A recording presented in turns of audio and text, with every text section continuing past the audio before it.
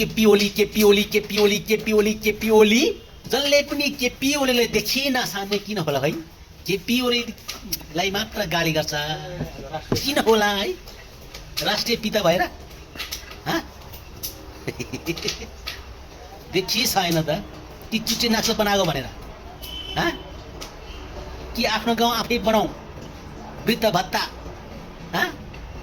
त्यसको विरोध गरे त्यो बाहेक त अरू काम त के नराम्रो गरे जस्तो लाग्दैन त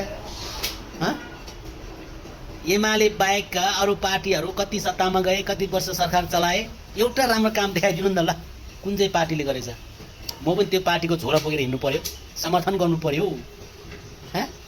अरू केही हेर्नु पर्दैन कि 51 सालमा 9 महिना एमाले एकलौडी शासन चलाउँदाखेरि के काम गर्यो त्यहीँबाट पुष्टि हुन्छ कि यो एमाले भन्ने पार्टी चाहिँ राष्ट्रवादी हो, देशको लागि चाहिने पार्टी हो, जनताको लागि चाहिने पार्टी हो भनेर चाहिँ कि एकचोटि ल जुर्मुराएर सबैजनाले एमालेलाई स्थिर सरकार हुने गरी पुरा बहुमत दिनुहोस् त, हेरौँ काम कतिको गर्न सक्दो रहेछ। अनि पो बल्ल गाली गर्न पाइन्छ त केपी ओली केपी ओली केपी ओली केपी ओली भनेर।